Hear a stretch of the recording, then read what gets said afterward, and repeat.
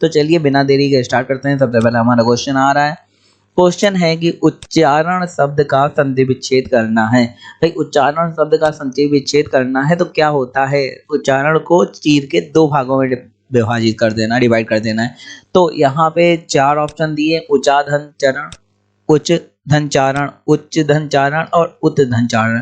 तो फिर दोस्तों आंसर क्या होने वाला है ये आपको बताना है। तो उच्चारण का संधि विच्छेद जो है वो होगा हमारा उत धन चारण। उच्चारण का मतलब उत धन चारण, उच्चारण। समझ गए हैं आप लोग? आप हमेशा यही समझिए कि उत धन चारण, ठीक है। आगे देखते हैं क्वेश्चन दिया निम्नलिखित विकल्पों में से करण कारक का उदाहरण कौन सा है। पहला नंबर है कि राजा ने भिखारी को दान दिया। फिर दूसरा है कि बच्चा पतंग उड़ाता है। तीसरा है बढ़ई लकड़ी से मेज बनाता है।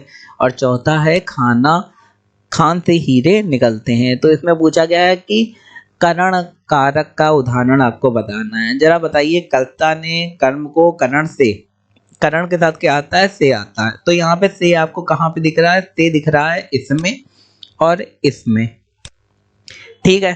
तो यहाँ पे कौन सा सही हो जाएगा, बढ़ई लकड़ी से मेज बना रहा है और खान से हीरे निकल रहे हैं। तो कर्ता ने कर्म को करण से का मतलब जो होता है करण का यूज करके, ठीक है। खान का यूज करके हीरे नहीं बन रहा है, खान का उपयोग करके हीरे नहीं बन रहा है, लेकिन लकड़ी का यूज करके मेज बन रही। तो ये वाला से हमारा सही हो जाएगा।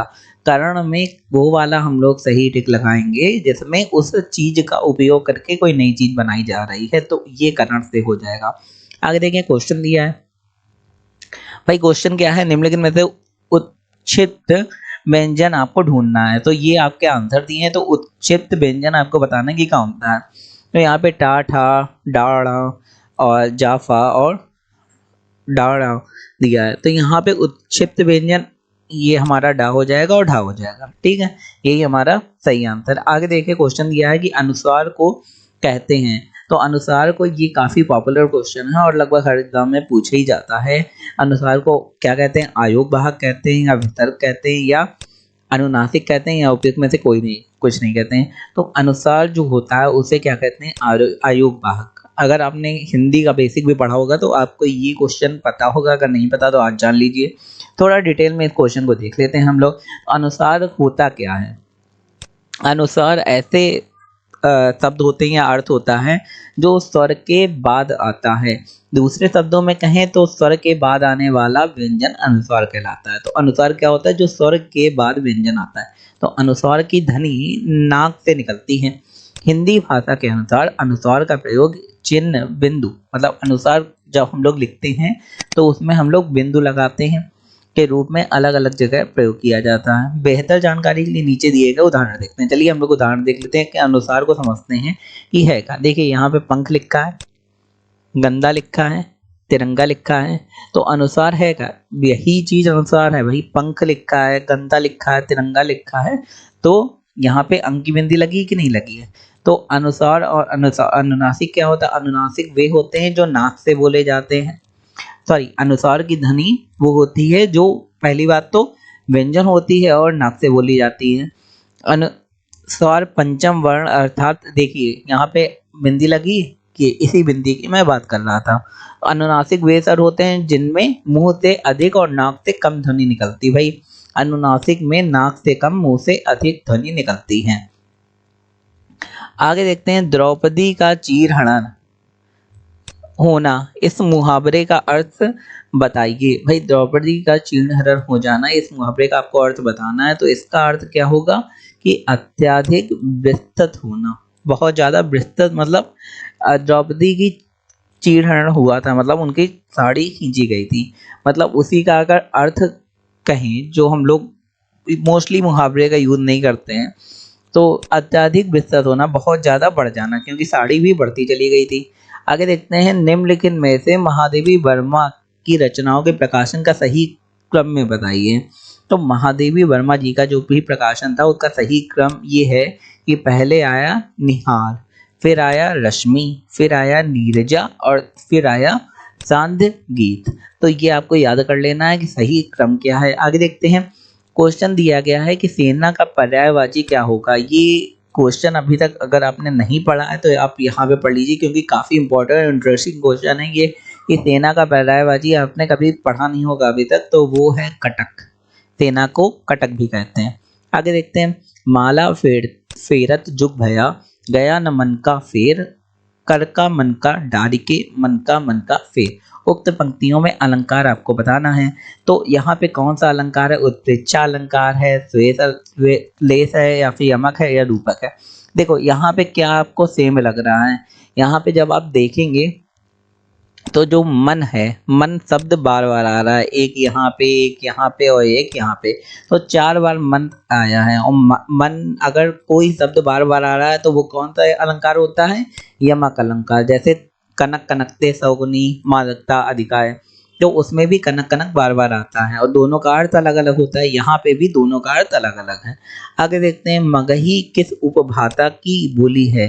तो मगही कौन सी उपभाषा की बोली है, तो मगही बिहारी उपभाषा की बोली है। जो हमारी बिहारी है उसी की उपभाषा मगही है। आगे देखते हैं, क्वेश्चन दिया है, वर्ण वा का उच्चारण स्थान कौन सा होता है। वर्ण वा, वा बोल के देखिए, वा वा, तो वा जब आप बोल रहे हैं तो आप जीभ का यूज कर रहे हैं कि नहीं कर रहे हैं। वाह जब बोल रहे हैं जीभ का यूज कर रहे हैं, जीभ का यूज इसमें नहीं हो रहा है। किस किस का हो रहा है, वाह बोलिए तो उसमें ओठ का तो यूज हो रहा है, और वाह बोलने में हम लोग दांत का यूज करते हैं, तो यहाँ पे दंत और ओष्ठ का यूज हो जाएगा। आगे देखते हैं, निम्नलिखित में से शुद्ध वर्तनी युक्त शब्द कौन सा है। भाई यहाँ पे लिखा है तरुच्छाया, तरुछाया, फिर तरुच्छैया, या फिर तरुच्छया। तो यहाँ पे जो सही वर्तनी है तो वो है हमारा तरुच्छया। आधा चा लगेगा, छा पूरा और या पूरा। आगे देखते हैं, क्वेश्चन दिया, निम्नलिखित में से तद्भव शब्द बताना है। तो आपको तत्सम तद्भव तो पता ही होगा, तो आपको बताने की जरूरत नहीं है। भाई पहला समुद्र है, शांति है, ताप है, काज है।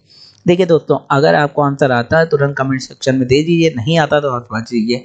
तो यहाँ पे जो तद्भव शब्द होगा वो कौन सा होगा, वो आपको बताना है। तो यहाँ पे तद्भव शब्द होगा, वो होगा हमारा काज, क्योंकि बाकी सारे समुद्र, शांति, ताप क्या आप समझ ही रहे होंगे हिंदी, और काज संस्कृत का है। जैसे एक दोहा है, कवन तो काज कठिन जग माही, तो वहाँ इसी वाले काज मतलब काम, काज माने क्या होता है, काम, उसकी बात करी जा रही है। आगे देखते हैं क्वेश्चन, निम्नलिखित में से शैलेश मटियानी की रचना कौन सी नहीं है। तो कौन सी नहीं है ये पूछा गया है, शैलेश मटियानी की रचना।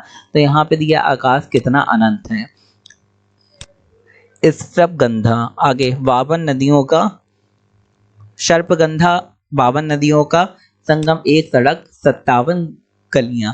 तो इसमें कौन सी नहीं है, तो वो है चौथी, एक सड़क 57 गलियां इनकी नहीं है, और बाकी इनकी है। तो बाकी आप याद कर लीजिए, नोट बना लीजिए कि भैया ये शैलेश मटियानी की रचना है।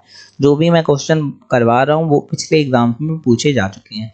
आगे देखते हैं, अधोगति में उपसर्ग कौन सा है, ये पूछा गया। अधोगति में उपसर्ग जो होगा वो होगा, भाई आगे क्या आ रहा है, उपसर्ग आगे वाला होता है, प्रत्यय पीछे वाला, तो आ रहा है अधोगति। तो अधोगति में ओ गति, ओ को हटा दीजिए, अधा जो है वो उपसर्ग आपका यहाँ पे रहेगा। तो अधोगति जब भी आए, या फिर ऐसा जहाँ पे ओ की मात्रा यहाँ पे लगी हो, ऐसा कोई भी आ जाए, तो आप क्या करेंगे, आ की बिंदी यहाँ पे लगा देंगे दो। आगे देखते, क्वेश्चन दिया है कि आवाहन का विलोम शब्द बताना। वो आवाहन का विलोम शब्द कौन सा होगा, ये आपको बताना है। जरा बताइए भाई, अवरोह होगा कि अनुवर होगा, विसर्जन होगा कि अनाहार होगा। जैसे आपको एग्जांपल दूं, यज्ञ में आवाहन, यज्ञ का आवाहन करिए, ये हम लोग बोलते हैं, तो उसका मतलब क्या होता है, क्या कहते हैं हम लोग, आहुति दीजिए यज्ञ में, तो मतलब उसको विसर्जित करिए, तो वही विसर्जन उसका मीनिंग होगा। आवाहन का मतलब विसर्जन होगा। तो दोस्तों ऐसे ही इंटरेस्टिंग वीडियो देखने के लिए हमारे चैनल को लाइक शेयर सब्सक्राइब जरूर कर दीजिए। दोस्तों अगर आपको वीडियो अच्छा लगा तो ऐसे ही इन्फॉर्मेटिव वीडियो हमारे चैनल में आते रहते हैं, तो चैनल को लाइक शेयर सब्सक्राइब करिए, अपने दोस्तों, साथियों और भाई बहन को शेयर करिए। धन्यवाद।